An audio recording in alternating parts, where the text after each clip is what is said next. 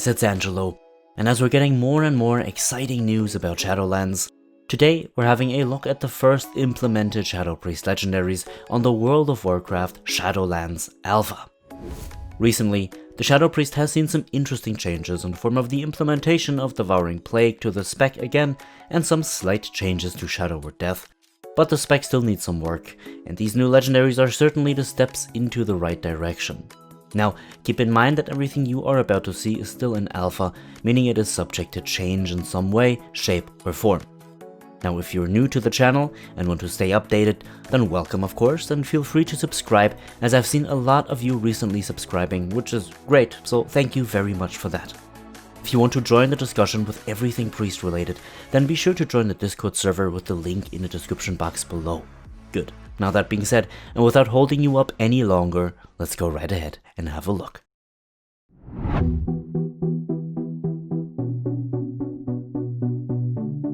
Okay, so again, this video will focus on Shadow Priest Legendaries only.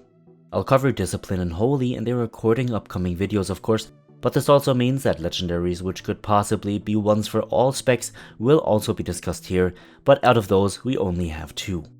Firstly, we have Cauterizing Shadows, which heals 5 allies for 6% of their maximum health whenever Shadow Word Pain expires on a target. This is also an anima power of the Shadow Priest, available in Torghast, called Schadenfluorite. The next general legendary we see in this build is called Restored Faith. Leap of Faith now instead causes you to leap to your target and has 2 charges.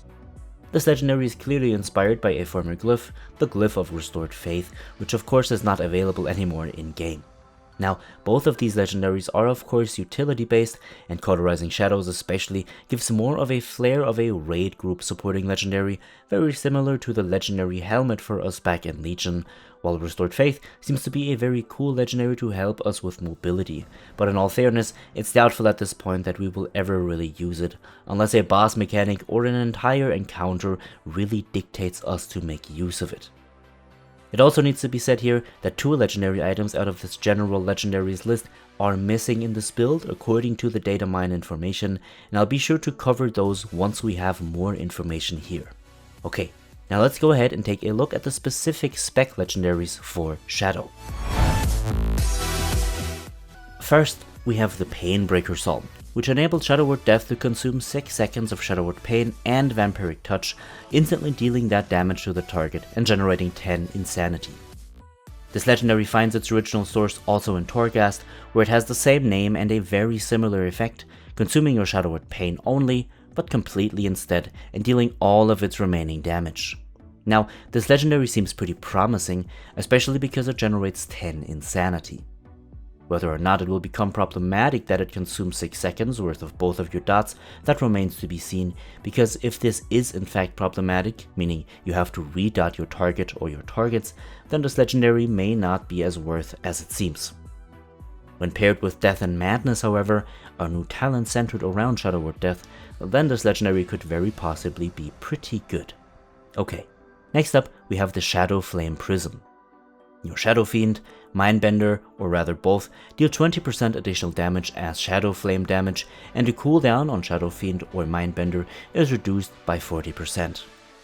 This legendary draws its inspiration from the Shadow Priest's Tier 12 Shadow 2-piece set bonus, which dates back all the way to the Firelands in Cataclysm. This certainly gives our Shadow Fiend and Mindbender more strength, especially due to the reduced cooldown, and may very well be a very strong legendary. Very unfortunate that it doesn't generate any extra insanity or, well, give us any other benefit, but still pretty decent with the possibility of being a good legendary. Our final legendary in this build is Call to the Void. Mindflay has a chance to spawn a Void Tendril that channels Mindflay at your target for 10 seconds, generating 3 insanity whenever it deals damage. This legendary will sound very familiar to many of you, and rightfully so, because this is one of our Legion artifact traits called Call to the Void as well, and with the exact same effect, except it didn't generate any insanity in and of itself, but instead, when combined with Lash of Insanity, an artifact trait which was introduced in a later Legion patch, then generated 3 insanity. Now this legendary could very well be pretty strong. 3 Insanity doesn't sound like much, but depending on the tentacle's proc rate and on the frequency of their mind flight ticks, 3 Insanity is quite a lot, especially so when paired with Auspicious Spirits, for example. This legendary seems to be very promising in the long run, especially once we have more haste and critical strike, and are able to convert the incoming Insanity into more damage. Once more, there is one legendary missing in this build and in this bracket specifically, and once this is released, I will be sure to keep you guys in the loop. Okay, so overall, there are some interesting legendaries in this build, but without wanting to criticize too early, and without trying to ruin the fun, I think that there is still room for improvement here. Though Call to the Void seems as if it's a fun legendary, none of the other legendaries seem very engaging, and to be honest, that is something that the Shadow Priest as a spec currently lacks big time: engagement. Previous Shadow Priest iterations made the spec very engaging, and many of you guys who've watched my videos as time went by know that I've used the term engaging a lot to describe our gameplay, especially back at the end of Warlords of Draenor and in Legion, because the truth is that it was very engaging.